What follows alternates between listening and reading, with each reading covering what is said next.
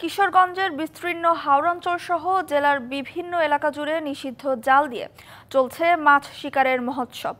এসব জাল ব্যবহারে দেশীয় মাছ বিপন্ন হওয়ার পাশাপাশি ক্ষতির মুখে পড়ছে জলজ উদ্ভিদ ও জীববৈচিত্র্য। বিভিন্ন ধরনের নিষিদ্ধ জাল ব্যবহারে কমছে মাছের পরিমাণ, হুমকির মুখে জীববৈচিত্র্য। কয়েক বছর আগেও কিশোরগঞ্জের হাওরে জেলেদের জালে বিভিন্ন প্রজাতির যে পরিমাণ মাছ ধরা পড়ত, এখন তার 4 ভাগের 1 ভাগও পাওয়া যাচ্ছে না। কম পরিশ্রমে বেশি মাছ ধরতে পারায় হাওরের জেলেদের কাছে জনপ্রিয় হয়ে উঠছে ভয়ঙ্কর ফাঁদ চায়না দুয়ারি জাল। এই জালে ছোট বড় মাছসহ যে কোনো জলজ প্রাণী একবার ঢুকলে আর বের হতে পারে না। জালটি হাওরে চায়না জাল, ম্যাজিক জাল, রিং জাল নামেও পরিচিত। আকার ও মান ভেদে চায়না দুয়ারের দাম 4,000 থেকে 5,000 টাকা।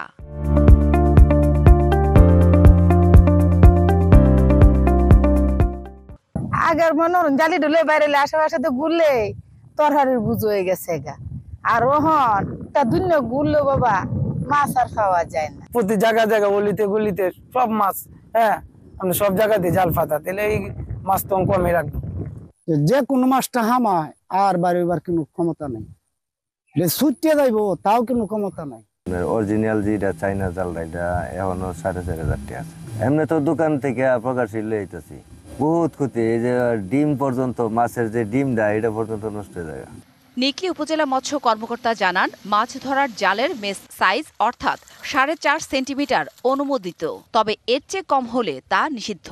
চায়না দুয়ারি জালটা যেটা এখন ইউজ হচ্ছে, এই মেশ সাইজটা এর চেয়ে কম, যার কারণে এ সব সাইজের মাছ ধরবে, বাচ্চা থেকে শুরু করে একদম পোনা মাছ থেকে শুরু করে বড় মাছ পর্যন্ত। যেটা দিয়ে তৈরি হয় সেটা হলো প্লাস্টিক ফাইবার দিয়ে, এটা অনুমোদিত না। জেলা প্রশাসনের পক্ষ থেকে মোবাইল কোর্ট এবং অভিযান অব্যাহত রয়েছে। ইতিমধ্যে মাইকিং কিন্তু করা হয়েছে এবং আবার মাইকিং করা হবে। এখন থেকে আর এই বিষয়ে জিরো টলারেন্স, প্রতিদিনই অভিযান, মোবাইল কোর্ট এগুলো চলবে এখন থেকে। হাওরের জলজ উদ্ভিদ ও জীববৈচিত্র্য রক্ষার্থে এসব জাল তৈরি বন্ধ হবে বলে প্রত্যাশা দেশের মৎস্য ভাণ্ডার খ্যাত কিশোরগঞ্জের হাওরবাসীর। DBC news desk.